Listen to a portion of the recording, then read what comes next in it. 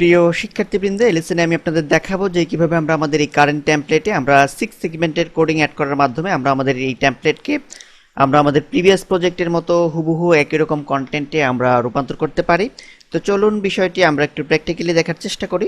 তো আমরা এখন আমাদের প্রিভিয়াস প্রজেক্টে একটু চলে যাচ্ছি। আমাদের প্রিভিয়াস প্রজেক্টে আমরা লক্ষ্য করলে দেখতে পাবো যে এখানে রয়েছে কন্টেন্ট এরিয়া, দেন এখানে ফার্স্ট স্টেপের কন্টেন্ট আমরা অলরেডি ইনক্লুডেড করেছি আমাদের টেমপ্লেটে আমরা দেখতে পাচ্ছি। তো এখন সেকেন্ড স্টেপে যে কন্টেন্টটুকু আছে সেই কন্টেন্টটুকু এখন আমরা আমাদের কারেন্ট টেমপ্লেটে আমরা ইনক্লুডেড করব, অর্থাৎ এই কন্টেন্টের ঠিক নিচের দিকে আমাদের প্রিভিয়াস প্রজেক্টের মতো যে পার্টটুকু আছে এখান থেকে এই পর্যন্ত এই পার্টটুকু আমরা ইনক্লুডেড করব আমাদের কারেন্ট টেমপ্লেটে।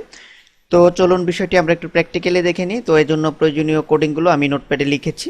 তো পূর্বের যে কোডিংগুলো আমরা দেখেছি আমাদের প্রিভিয়াস যে লেকচারে, তো সেই কোডিংগুলোর মতো একই রকম কোডিং। তো আশা করি এখানে কোনো ডিসকাশনের দরকার হবে না, আপনারা নিজেরাই বুঝে নিতে পারবেন। তো এখান থেকে কপি করে আমরা জাস্ট ড্রিমওয়েভারে চলে গেলাম, দেন এখানে আমরা একটু স্পেস দিয়ে আমরা এটিকে পেস্ট করে দিলাম। পেস্ট করার পর এখন আমরা এখানে যে কাজটি করব, আমরা জাস্ট ইমেজ সোর্স নির্ধারণ করে দেব পূর্বের মতো। তো তার আগে আমরা ইমেজটি একটু দেখে নিই। আমরা 2.jpg নামে আমরা ফটোশপে ডিজাইন করে অলরেডি একটি ইমেজ আমরা আইএমজি ফোল্ডারে আমাদের ডেস্কটপে আমরা সেভ করে রেখেছি। এটির সাইজ হচ্ছে 206x144। তো এই ইমেজটিকে আমরা জাস্ট এখান থেকে কপি করছি। আমরা কপি করে আমরা চলে যাচ্ছি আমাদের রাসেল ট্যাম্প এই ফোল্ডারে, দেন ইমেজেস ফোল্ডার, দেন এখানে এসে আমরা জাস্ট পেস্ট করে দিলাম আমাদের ইমেজটি।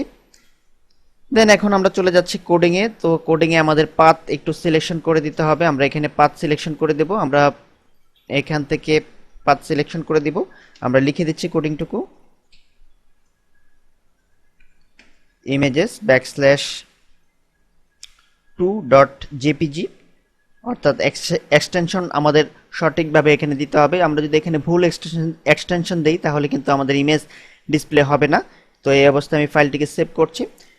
সেভ করে এখন আমরা জাস্ট আউটপুট দেখব। আমরা প্রিভিউ করছি পূর্বের মতো।